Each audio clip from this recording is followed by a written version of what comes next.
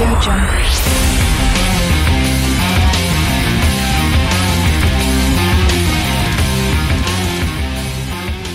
It is week 3 of the NFL season.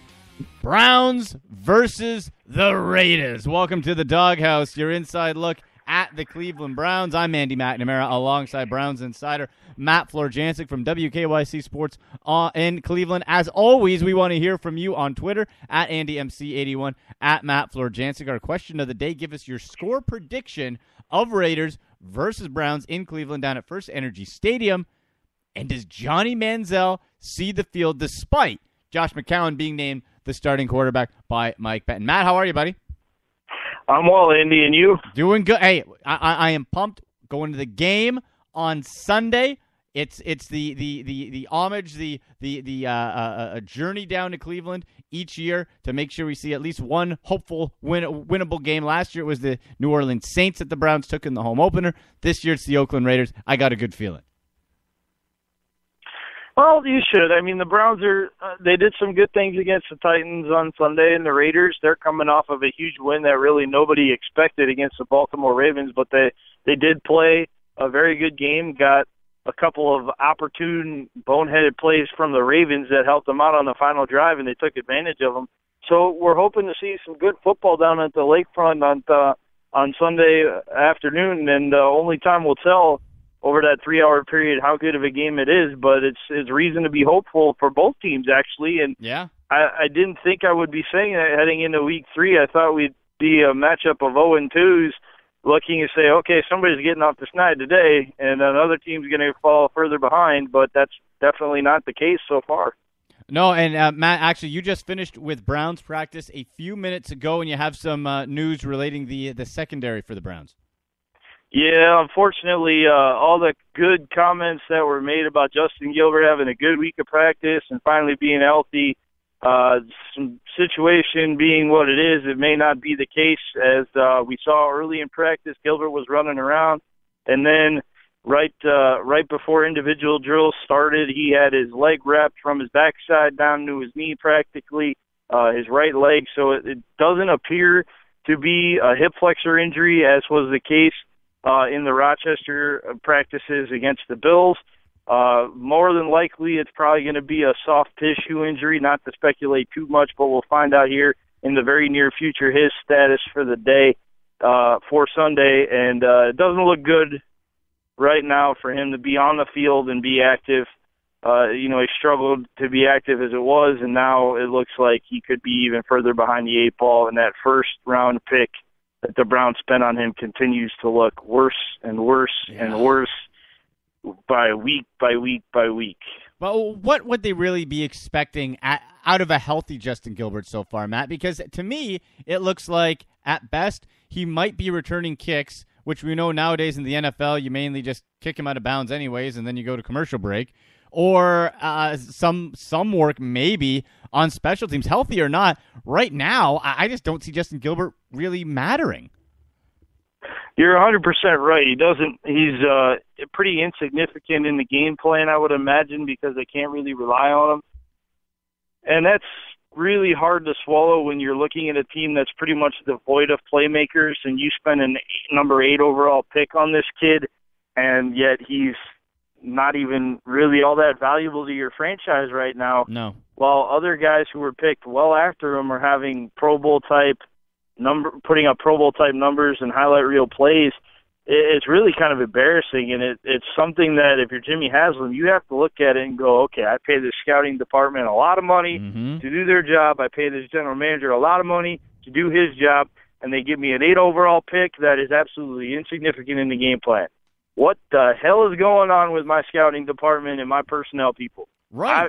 They're going to have to answer some serious questions, probably even before the end of the season, as to why guys can't have an impact, and they dedicate all this time, all this money to researching guys, to interviewing people about these guys, and yet they can't even get on the field and be contributors.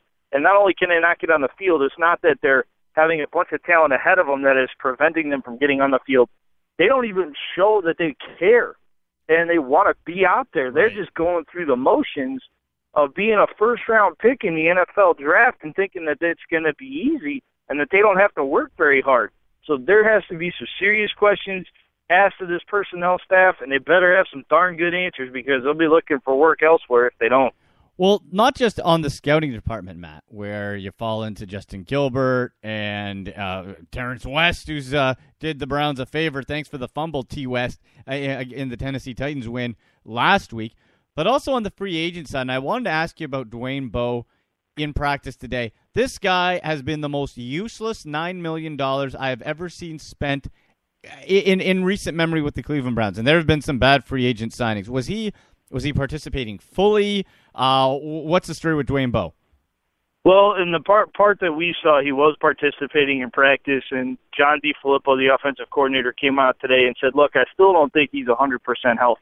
And it's hard enough to play this game at 100% healthy. And you're going to ask somebody who's not 100% to go out there and make plays for you. It's not going to work. He's not going to be able to do everything that you expect of a number one wide receiver. And my statement to that is, then why did you let other players go that were bigger contributors that practiced every day during the off season and in training camp? And it comes down to the fact that they don't want to admit that they made a mistake paying someone $9 million guaranteed and then paying him to go away and watching him by happenstance just automatically recover and go to somewhere like the Patriots and be a 1,000-yard receiver. Mm-hmm. They can't accept the fact they jumped the gun on Dwayne Bowe and they paid him an obscene amount of money to basically sit there and do nothing and to worry about catching one touchdown pass the entire season. It's an embarrassment that they extended themselves as much as they did for a guy who more than likely is not going to have a single impactful moment this entire season because he just can't get on the field for a long stretch of time. And when he does, it doesn't look like he wants to be. No. Hey, you know what? This is my reaction to Dwayne Bowe. Okay, my reaction to Dwayne Bowe is simple. I think that echoes Browns fan sentiment, where you have a guy like Brian Hartline who also, hey, let's be honest, he's not a number one receiver. The guy shows up, the guy tries, the guy puts in the effort. He's a leader. You can see that. Dwayne Bowe, I just picture him, Matt, sitting on the sideline or on the bike, sipping a Mai Tai, saying, "Hey, thanks, buddy Ray. Thanks for the $9 million for me to do absolutely squat." And boy, his arms got real short on that one target last week when he pulled it back to avoid a hit. Like, this is absolutely ridiculous on a team desperate for playmakers. That your only playmaker, and God love Travis Benjamin. I heard a stat this week, Matt, that he had the most touchdowns and yards through 2 games of an NFL season, the most since Jim Brown in 1963, which is phenomenal. But if you're hanging your offense on a 5'10", rail-thin receiver / return guy, you got big problems. Well, we kind of knew that going in, though, that we were going to have big problems at the playmaker spot. Yeah. And I honestly, truly believe that is the sole reason why Josh Gordon has not been cut by this team, because they know they're devoid of playmakers. They know their general manager is allergic to drafting playmakers. That's ridiculous. And they need a guy that can stretch the field, and they're going to continue to take a risk on him so long as they need to. You know, and let's be honest, it's not that they haven't gone out and just failed at bringing in good, talented guys. They've failed at bringing in guys, period. Mm-hmm. They've drafted one receiver in 2 drafts that were arguably the deepest wide receiver classes that have been around in a decade. And they go and get a guy who caught 100 balls last year from Washington State that couldn't make the roster. And then they alienated him so much, he said, "Forget you. I'm going to sign with Dallas's practice squad." That's what gets me. Your practice squad. That's what kills me. That he said no thanks to the Browns practice squad and went to go at the Cowboys. Wow. Okay, let's get into. By the way, you're listening to the Doghouse, your inside look at the Cleveland Browns. Andy McNamara alongside Browns insider Matt Florjancic from WKYC Sports in Cleveland. Our Twitter question at AndyMC81 at Matt Florjancic is: give us your score prediction for the Browns versus Raiders this week, and does Johnny Manziel see the field. We'll get to that a little bit later on in the Bark-Off. We got a few tweets already pouring in. But let's get to the quarterback situation here, Matt. Okay, we were Monday's show. We had the Victory Monday. I brought out the Johnny Manziel song. Pumped up, ready, and Coach Benton said it's going to be Josh McCown. Are you in favor of that move or not? I understand why the move was made. I understand that they spent all off-season prepping McCown to be the man.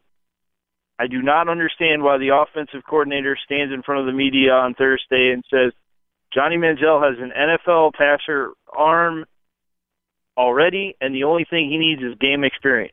Mm-hmm. How do you get that?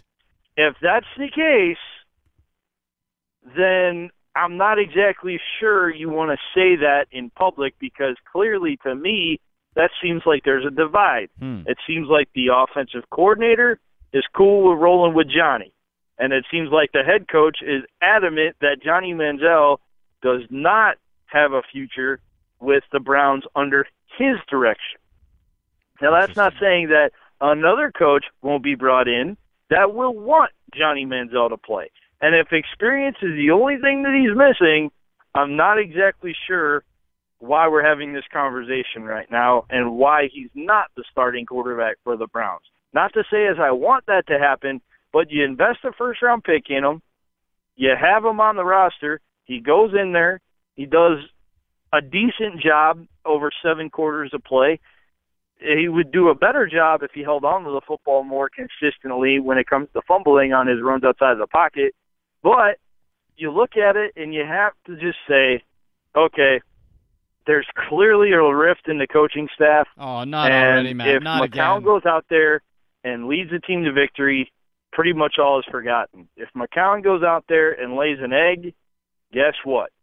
We have this whole thing called a quarterback controversy. Now, for Browns fans who don't know what a quarterback controversy is, look through the past 7-8 years of quarterbacking history for the Cleveland Browns, and that'll give you an exact definition of what a controversy is all about. Now, for those Browns fans who remember what it's like to not have a quarterback controversy, I would love to hear from you on Twitter. at AndyMC81, at Matt Florjancic. Let us know what it is like to watch an entire season and not have a question about your starting quarterback. Please. Because it has been a long time in Cleveland since we've not had to worry about a quarterback controversy. And I have to tell you, I think it's going to be a few more years before we don't have to worry about the next one. Matt, I heard from numerous people, numerous media, that they have not heard Cleveland Browns Stadium / First Energy Stadium, whatever you want to call it, that loud, that boisterous, that intense since Bernie Kosar at quarterback with Johnny leading the team last week. And you can't, there's the old saying, if you try to please the fans, you're going to be a fan, okay? But that energy, I just wonder, come Sunday, how much of that is sucked out by Josh McCown going in. And I'm sure if he goes down and leads the team and to a score right away, that will probably be forgotten. So I suppose winning and scoring will solve everything. But you just get the feeling. It didn't last year for Brian Hoyer, no, though. I'll be honest you're right. with you. I thought the you're same right. thing. You know, winning could cure all, but it doesn't when you have a guy like Manziel that people just crave to see. By drafting him, you created a quarterback controversy because you have people, a fan base, that want to see this kid play. That's okay, and that can work.